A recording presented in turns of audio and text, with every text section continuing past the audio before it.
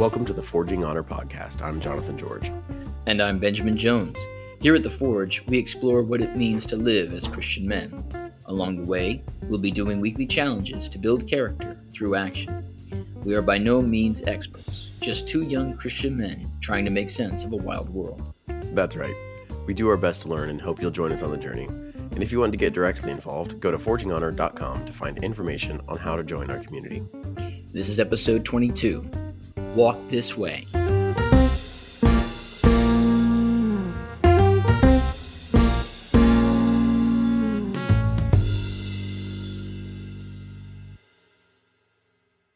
All right, challenge wrap-up time. As a reminder, challenges last for 10 days. That's Monday through Friday for 2 weeks. They are simple daily tasks to grow us as men. This previous challenge was to walk after a meal. After any meal. Like a 10-minute walk after any meal in the day. I personally really liked the days that I did this. However, I only did it like 3 of the 10 days. Banjo, what about you? Yeah, I'm not gonna get too high on my hobby horse. I was 6 for 10, so it was more than 50%. I was twice as good as JJ for those playing along at home, and yet still not twice as tall. Fair.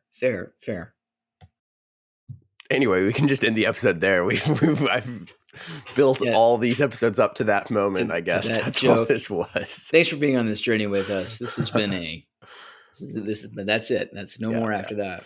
Well, anyway, I can't rise to that. I can't reach it. We should change our intro to "Welcome to the Forging Honor podcast," where we definitely do not take ourselves seriously.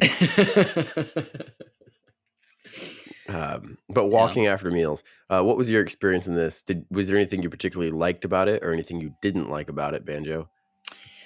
So I tried to walk after. I wanted to get a variety. I wanted to walk after every meal throughout the week, but I only made it out after lunch and after dinner. And the lunch ones were nice. It was a little bit tricky because working at a school, you don't have a whole lot of time to like slip out, slip back in.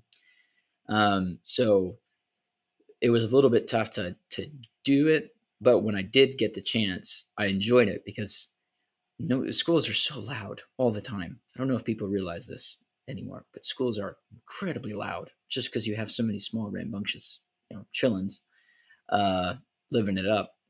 And so it's really nice to get out and just walk around and to enjoy some peace and quiet for a little bit. The nighttime walk was interesting because, or I should say the post-dinner walk was interesting because we really hit, we're really getting into the fall daylight right now in central PA. So, a dinner time walk, a week ago, 2 weeks ago would have been beautiful sunset. You're catching it right, still light outside, all that good stuff.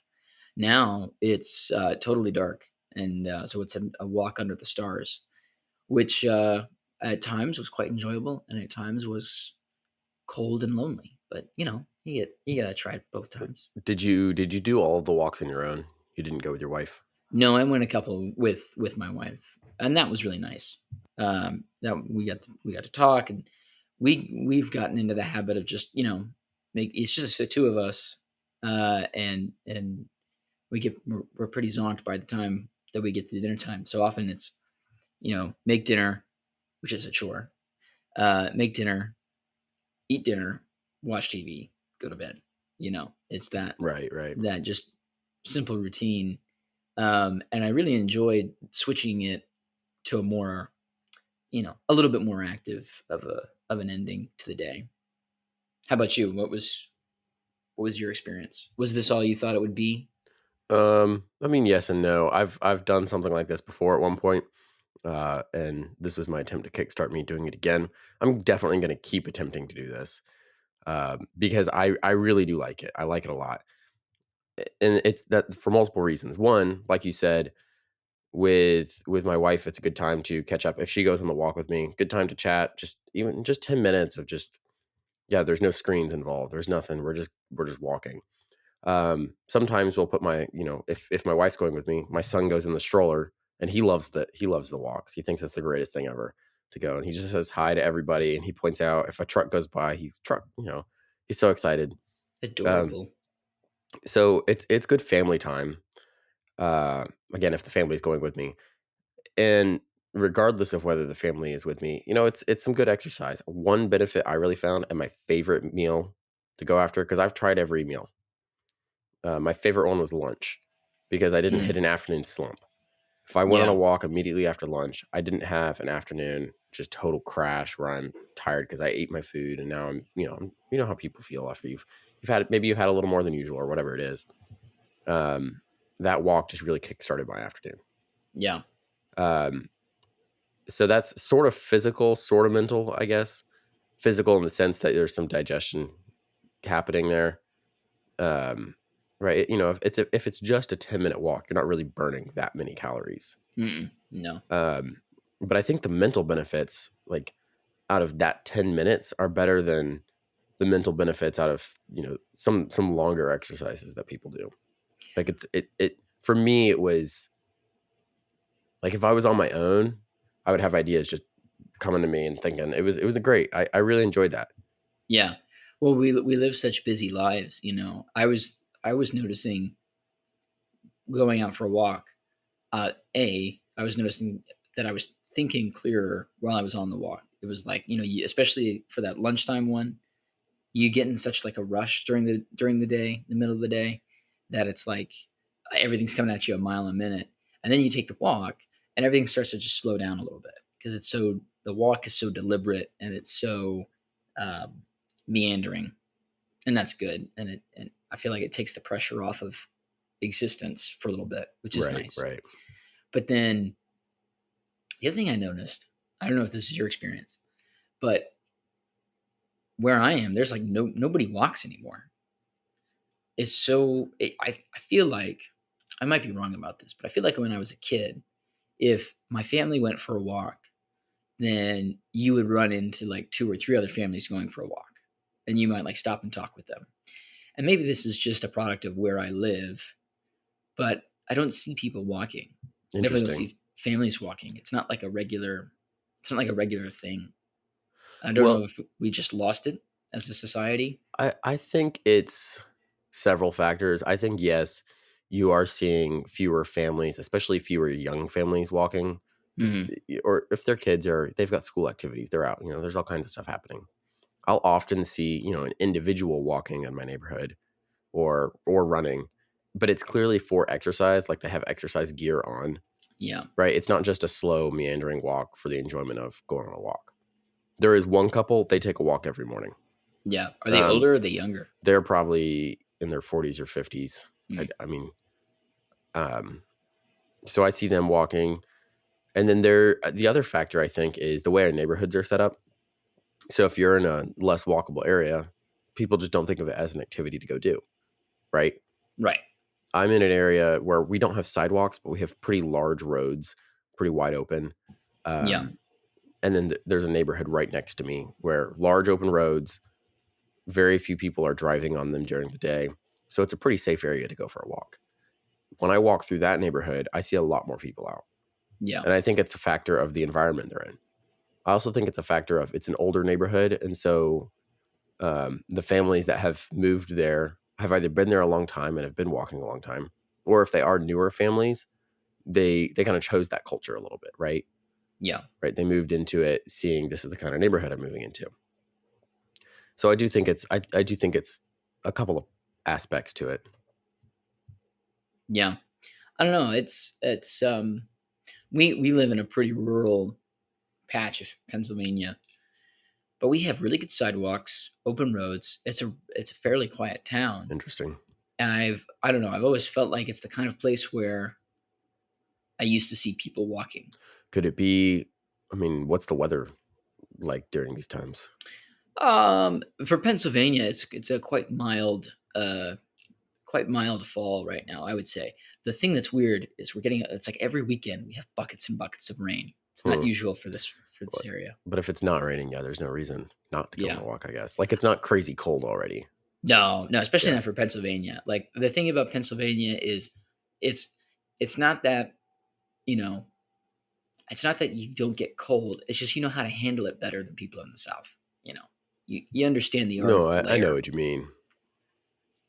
But, like, but even there, like, there's limits, right? Like, oh, yeah. I mean, you don't here, see a yeah, I'll whole lot of throw on a jacket, but eventually it hits a certain point where I just don't wanna go outside. Like, oh, yeah. but, that's only for a few weeks, really.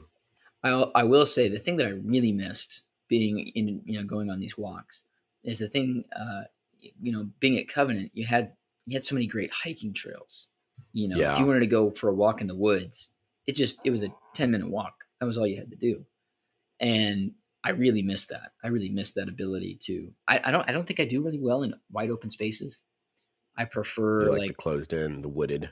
yeah, I like the wooded. I like Yeah, going through the mountains. I like, I don't really like beaches. I don't like the sand. It's coarse. It's rough. Gets everywhere. that was horrific. Okay, moving past that, was there anything about the walking after meals that you would have changed or something you found difficult that you didn't like? um, hmm, difficult. I think it was just It's so hard to walk. Ah. it's hard to get out the door. I mean, it's hard to Yes, commit to it. yes. It's hard to say because it is a step outside of the routine. And I think to me it kind of exposed the places where I'm really, oh, what's the word? Um Complacent. Mm, And there are things that I should do that I don't do because once I sit down with my food and my wife and my TV, that's like it. That's like the you're not plug is moving. pulled. Yeah. And that's not great. I really don't think that's great. And about once a week, I'm like, I'm changing this. This is going to be different. I'm gonna do something else. And then the next day, I'm back on the couch, and it's like, this isn't so bad, you know.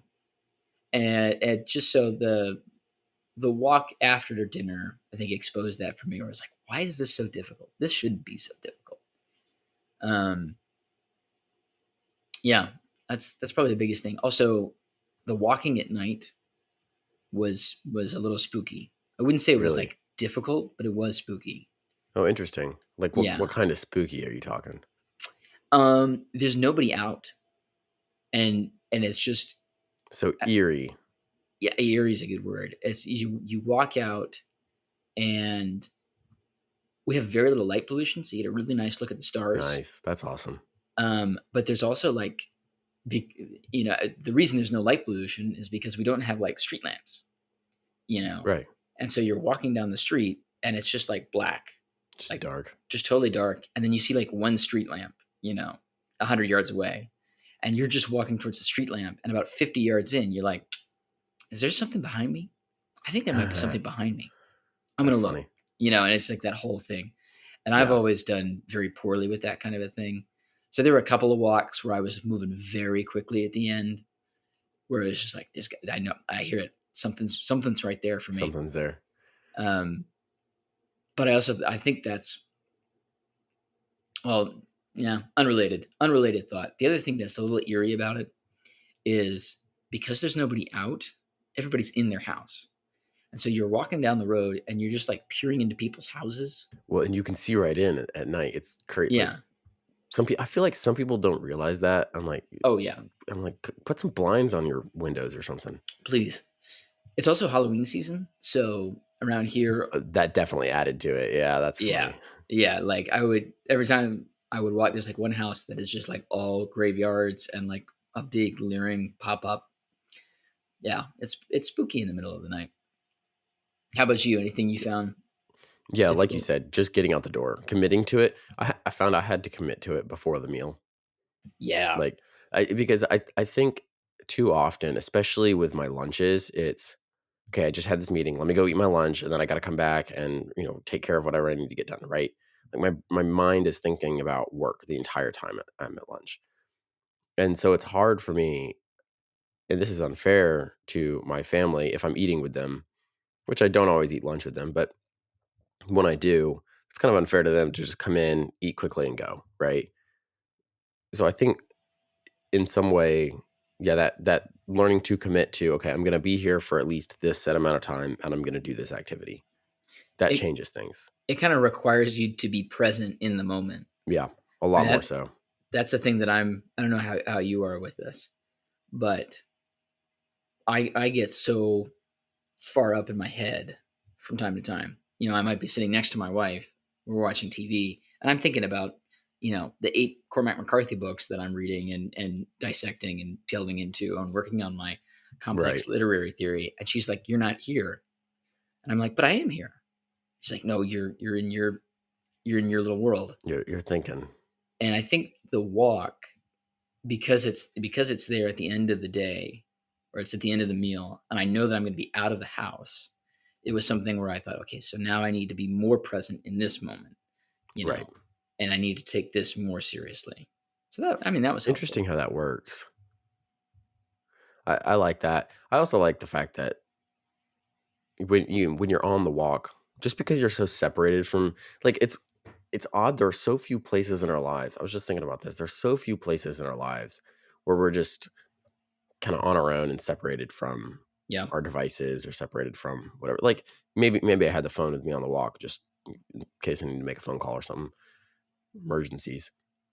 But it's on do not disturb, and like I'm not thinking about it, right? yeah, Another thing I did recently, and I think this contributed to kind of the benefits I got from the walks, was I used to always be wearing my smartwatch. I used to always be wearing something for tracking exercise and stuff. yeah, I was always very concerned with that.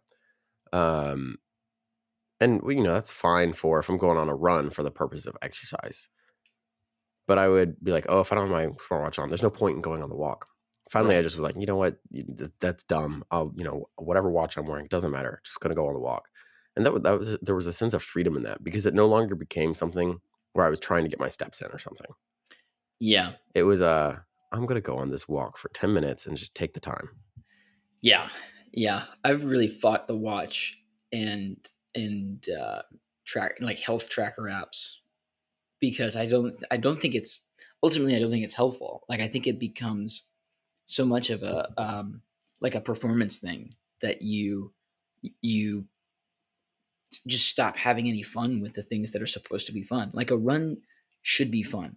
Like going out on a run should be enjoyable. Well, I mean, here's the thing. I do find enjoyment in the tracking of it. Like there's something there about seeing, yes, I can quantitatively say that I did better on this exercise than this other one.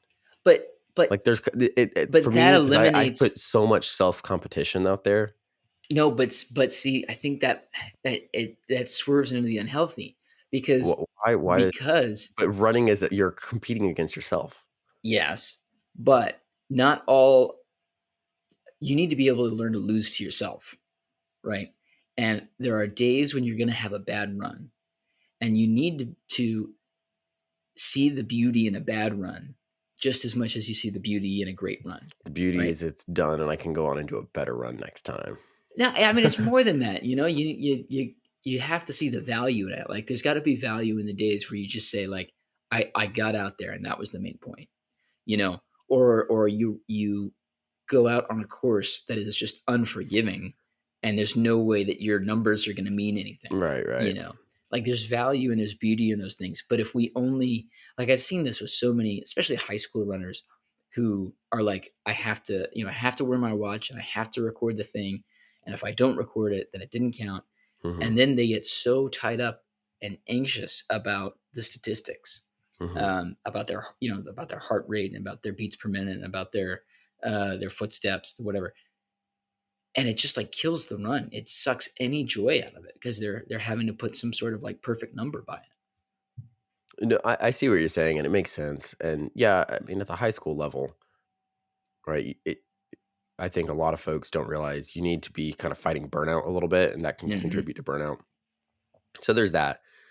I think that there's benefit to those tools. Um, and I think that, if you're trying to be very specific in your training, like that's the best tool we have to offer right now. That there are reasons we have them. I think what I'm really getting at is the constant use of it for everything, right?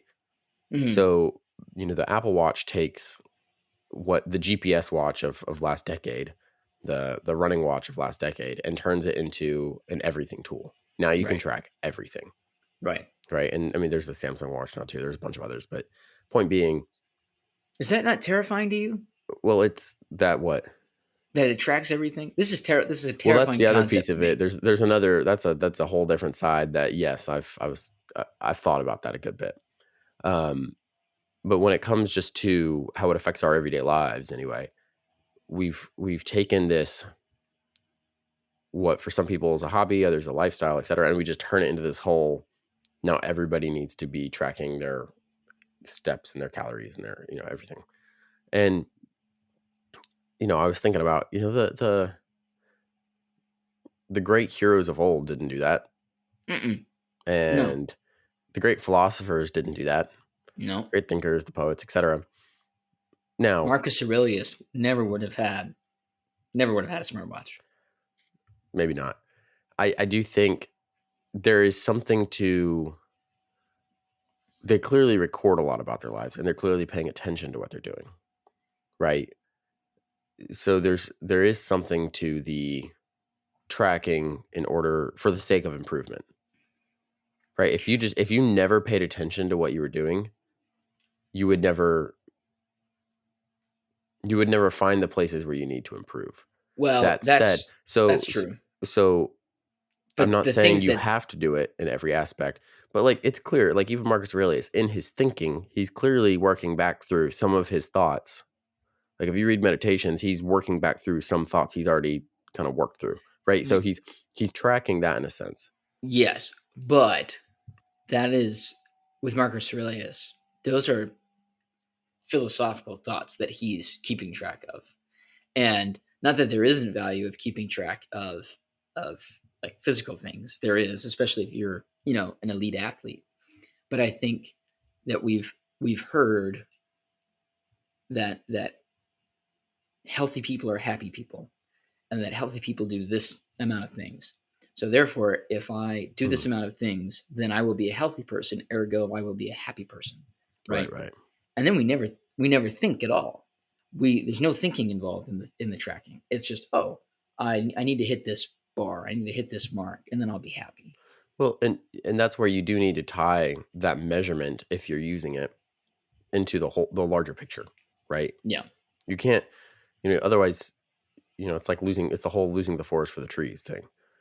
If you're focused so much on the one measurement of your steps per minute on a run or something, Hmm. then and you're freaked out about that, are you actually improving as a runner, or you might improve at that one very specific thing, right? And maybe that's the thing you do need to improve on. I don't know, but maybe it's better for a coach to tell you that, or for you to find someone who can mentor you in that. Yeah. And Right. and the whole healthy, happy thing, I think you're right. Our culture has taken that to that extent, and so in the sense of, well, if I'm going to be but that's where people are going to try to find their happiness. And you're exactly right. They're going to try to take what they perceive as the healthy thing to do, wearing the smartwatch and tracking everything. And now I'm a healthy person because I wear the smartwatch, Yeah. right? Yeah. And that And that that turns into an issue. but the other thing is, numbers are great, data's great, but it's only great if you have someone to interpret that data. Like if you can only make sense of statistics if you know how statistics work, right? So, if you go up to somebody and you're like, "Hey, you have a great VO2 max," if they're not a runner and they don't know what their VO2 max is, they're going to be like, "What, did I like score points in like Call of Duty? I don't know." Um like you need the Right. ability to understand the information. And when we overload people with, well, here's your heart rate, here's your footstep, here's your cadence, here's the number of breaths you took within 10 steps, like, then you're overloading people with information and there's no way to discern what's going on. And that's a real Right. it's an enormous problem that we have, not just in the smartwatch world, really. It's probably not a huge problem in the smartwatch world, but just in general, we just have an we have An abundance of an information. a gluttony of information, and we have no method of processing It's it. the information age, Banjo. Yeah, and we're drunk on it. We are staggering around the world under the weight of this information that we cannot So understand. I do think again, and everything comes back to balance. I mean, I completely understand what you're saying about, well, you don't need the Apple Watch, or you don't need the GPS watch, or you don't need to track it to and get enjoyment out of it. 100%, you're right on that. I do think the other piece of what you're saying, like you need someone to interpret that information if you want to improve or you want to understand it. No, So, I mean, you see great leaps in athletics, great leaps in athletic potential as we bring technology into the athletic scene, right? We're mhm. doing things now that athletes 50 years ago just wouldn't have thought possible. We're right on the verge of breaking that 2-hour marathon barrier. I mean, it's insane. I mean, think about that's legitimately insane, and that's through kind of bringing the tech that we have, and also the many resources of the scientists that are telling us, okay, well, if you get your VO2 max here, you'll be able to perform at this level. If you, et cetera, et cetera. But again, they're interpreting that. There's a coach somewhere helping out these guys who are accelerating to that level, right? That's Yeah, So that's where I would say the data is very helpful. And if you have a decent understanding of how to interpret it, like I've been in the running world long enough, I know if I go on a run and I take these measurements, I kind of see where I need to improve, right? right. So, but if I was trying to do that with, I don't know, rowing, which I've never even sat on a rowing machine, Yeah. I would kind of be at a loss.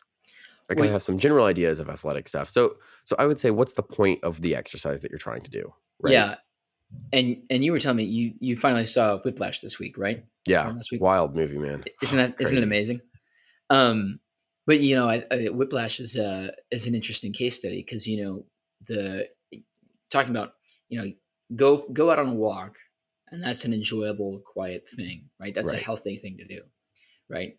But when you start ratcheting it up, when you become dependent on the walk, right? And you say, well, I must do this in order to be happy. And Mm, you obsess about it and you say, well, I have to make it this long. I have to make it this fast. I have to be doing this thing. When you make it an idol, essentially, it loses all of its benefit, like in Whiplash, you know, the Miles Teller character, he, loves music until the point that it becomes an idol. And then it, just about kills him. Um, I also want to hear much more of your thoughts on that movie, but maybe now is not the. I was just thinking that No, now's. no, no. That's a good example, and especially one that's right there, ready to mind for me. I would love to talk about it some other time, as far as the movie's concerned. But as far as the example is concerned, you're exactly right about the it turns into an idol, and we have to guard from that, no matter the pursuit, right? Yeah, I think though, I mean, if you're saying that by tracking how far I went on my walk today and noticing that, oh, I got a little further today, that must mean I'm improving at my ability to walk. Like, does that turn it into an idol? no, no, I don't think so. I think if your identity becomes if all of who you are and all of your happiness becomes wrapped up in Right, improving that, right. that would be an idol. And walking something where I would find that like difficult to imagine. I'm sure there's like a retirement group out there somewhere that maybe has that problem. Someone is obsessed with walking. But like for 2 20 something young men, that's probably not going to be the place where we lose ourselves, Yet. yeah. But there are other things, in our running, in our work, in our, you know, maybe leisure activities, whatever it may be. Mhm. There's always that thing that starts great and then gets, you know, idolatrous. Well, it sounds like we're pretty much in agreement then, as far as like there are levels to this, right? There's the, oh, hobby level. I don't really get too into the weeds with it. I do it. Yeah. And then there's kind of the, I wanna excel at this. I'm an amateur, whatever, athlete, or maybe amateur, pick your thing. And then that there's kind of your next level of professional. And then your next level of, well, how, no matter how good you are, just obsessed. Like you might be at the hobby level good, but you're just too obsessed to Yeah, I mean, you can hit that level of idolatry, I think, in any of those stages, and you can also maintain that love and that beauty in any of those stages. And I think the people who are happy and healthy are the ones who maintain that. Like they know it's a they know it's a calling. They know it's a Right. craft, and the people who instead make it their idol, who make it their everything, those people I think are the ones that are going to get bit by it, no Well, matter what your level of skill is. absolutely. And I want to confess something to you. I've argued this whole conversation in favor of like, oh, we should use some of this data while having gone on my last several runs with a simple old digital watch and just keeping track of time. Yeah, So like I definitely like the analog stuff and going that direction. I think there's just a time and a place for this digital stuff. It's just not yeah, everywhere. yeah. I was always a big advocate for. I mean, there's always a time for like the running watch, especially like if you're gonna do a splits workout, if you're doing anything where it's like a 400 repeat, you gotta have a watch. It I can mean, be that's just hugely help that well, and that's great for the digital thing. yeah. Yeah. But if you're gonna do one of the things that I think is key for runners. I don't know how this translates to other sports, but I think it's key for runners to get into the feel of things and for Mm, them not to be reliant on something digital or something numeric. Because once you get into a race, some things are going to go wrong, and you need to right. be able to listen to your body and listen to that. Well, banjo, I want to take us back to college real quick and just look at I your think my style of record's running been versus my my style record's of been very clear on this. and yes, you're exactly right. Things will go wrong, but the you who used a digital watch for a long time, those things sometimes went much more wrong than the things that went wrong with some folks that were using their GPS watches. So just as a case study, I'd be careful with that. Well, are you thinking of a specific race? A few, it doesn't matter. Of Um, point being, you're exactly right. It's very But important for I runners knew to get how I into was that feel. feeling. I knew how I was feeling when you were beating me, JJ. I That's was fair. aware of my That's fair. body. Um, point being, you're exactly right. It's good for runners to get into the feel. Good for any athlete to get into the feel of Yeah, what they do. I think the best time and place for like a GPS watch are if you are doing a longer run and you're trying to hit certain paces, yeah, then you can know you're hitting those paces, right? It could be used as a tool to push yourself, um, rather than kind of coddle yourself in your runs. yeah, yeah, Anyway, we've gone on a long tangent about running specifically, but I think this conversation kind of applies to the walking conversation, or maybe it's lifting, or maybe it's rowing. I don't know, any athletic pursuit, but I think it can also apply to kind of back to Marcus Aurelius a little bit, to the process of your own thinking or writing, philosophy, etc. I think some people, um, and I'm very guilty of this, become very obsessed with their note taking systems or how they're going to track their information, that kind of stuff. yeah, That becomes a similar crutch to, say, the GPS watch, right? There's these great note taking apps now, yeah, so people go full digital. That's really great. And that's a different conversation to have. But I think you can kind of take some parallels there. Um, and now yeah, I want to circle this all the way back around to walking eventually. I think at the ultimately, regardless of whether it's the whole hobby or amateur, professional, or how obsessed you are, I think regardless of how you're how you're trying to track that, or how you're whether or not you care to track it, or anything along those lines, if you can find benefits in it, you know, if it ain't broke, don't fix it, kind of thing, yeah. right? Well, I think one of the values of the walk, probably the biggest one that I got out of the whole thing, was that it gets you out of your bubble. It gets you out of this. The walk kind of like breaks this loop where whether you're in your home or when you're in your office or wherever it is, it's really for us in the modern age to go from kind of locked place into our car, which is a locked place, over to our office, which is a closed loop. We know the people that are going to be in there every day. We know the routine.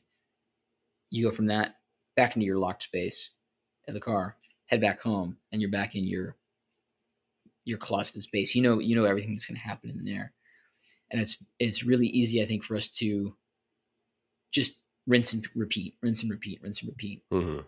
And that's fine, but I think the pressure starts to build up. And I think you start to think it gets really easy to start to think that this is all the world there ever is, and nothing exists outside of this world. Um, and I think the walk is helpful because it breaks you out of that loop, and it moves you out of that space just as a daily routine. It moves you out into the open, and into the real world and outside and into nature and into the elements, and you start to realize, okay, so the the place where I am is not the only place that exists. The people that I see are not the only people that exist. And you become much more aware, I think, of kind of your place in the world. And I think that's really healthy and useful because it reduces, at least for me, it reduced a lot of stress, I think.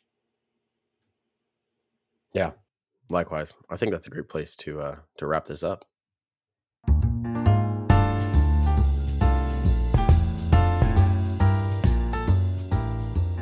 On to the next challenge. As a reminder, challenges last for 10 days. That's Monday through Friday for 2 weeks. They are simple daily tasks to grow us as men. This next task is brought to us by Banjo.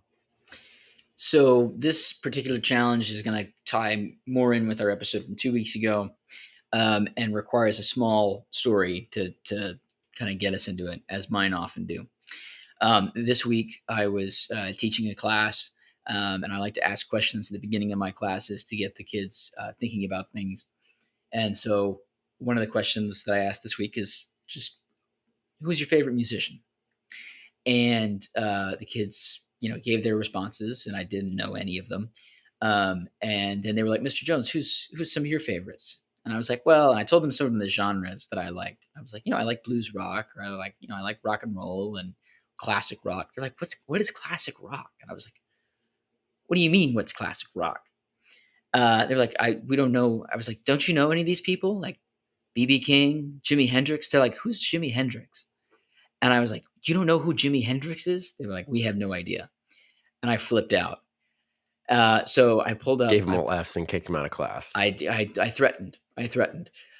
Anyway, I pulled up YouTube and I showed them Jimi Hendrix, the national anthem in Woodstock, classic, classic guitar bit. And I was, of course, very excited about it. And they listened to about 8 seconds of it, and they were like, "This is the worst thing we've ever heard." And I was offended. I was deeply offended. I threatened them all with stacks of homework, and of course they didn't budge. But I was thinking about it later, and I was trying to figure out like what was going on, and I realized that the kind of music that they listen to is all electronic. It's all stuff that you mix on a computer, and you cook up on these different apps and stuff like that. Not that there's anything wrong with that, but the kind of music that somebody like Jimi Hendrix or BB King or fill in, like Billy Joel, whatever, the kind of music that they're playing is music that requires an insane amount of skill and time and talent and discipline to develop and to build. Um, and I think you can only really appreciate that to some extent when you've slowed down and you've examined someone who's just a master of their craft, who is just excellent at everything that they do. And obviously, Jimi Hendrix is someone who is a master of his craft. He has mastered the guitar, at least his particular form of the guitar. Um, and I think we're losing our ability to appreciate that, just in general in the world. This is not skill is not something that we appreciate, and taking the time to build something is not something that we appreciate because we live in such a digital age where it's so easy to build something in a digital space, in a virtual space. And so my challenge for the week is to spend time examining works of great beauty and of great skill. So uh, the idea would be pick a pick a song, pick an album, maybe sit down, don't do anything except listen to the thing and examine all of its parts. Like figure out why the music works. What's Hmm. the instrument that's playing there? Um, how is the guitarist using the guitar? What kind of chords is he using? What's the finger picking style? You listen to listen to Mozart, figure out how his symphonies work. Take the time to listen to it and break it down. Or you could do this with a movie or with a piece of art. How is the director using the camera? Take time to look up on YouTube what a Dutch tilt is, what a dolly zoom is. Figure out how the nuts and bolts of the art works. Hmm. Um, and I think you can do this with anything: writing, art, poetry, music, dance. Um, but I think it's really worthwhile, and I think it's really something that we're missing. This is kind of like the inverse of the craft challenge that we did, where we were spending time working on our craft. This is like flip it, start, become an apprentice for a week, um, Right, right. and learn a craft for a week. I think that'll be really cool. I do think with the movie, if you do a movie one, that will be harder for some folks to, because we're so used to just kind of passively watching a movie, Yeah, right? So that one would be harder for me for sure. A music one will be interesting because it'll be like it's relatively easy to take it from. I listen to music in the car. That's pretty much the place I listen to music. Um, I'm doing something else. I'm driving, or I'm thinking about other stuff. Taking the music and sitting and intentionally listening to it, that's such a change of pace for it. That'll be interesting. So I'll probably end up doing some music stuff. I could see doing some visual arts and taking the time to look at some visual arts, but I guess I prefer to see them in person. So, I don't know. But I really like this. It's gonna be cool.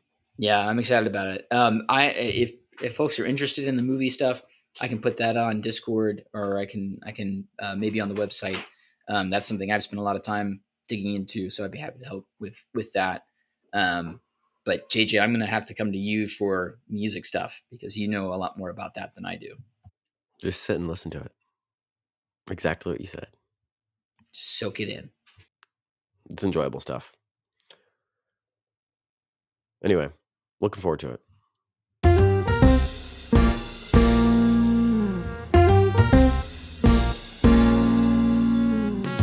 This has been the Forging Honor podcast. Music and production is by Elliot George. For more information about what we do or to learn how to get involved, visit our website at forginghonor.com. If you enjoyed the show, make sure to like, subscribe, and give us a rating to bring others into the Forging Honor journey. On our website, you'll find information on how to do the challenges alongside us, as well as links to the many resources we mentioned in the show. And we do make a small amount from any purchases you make through our website links, so thank you in advance. Thanks for taking the time with us today. We hope you'll take up the work alongside us and join us in the task of forging honor. We'll see you next time.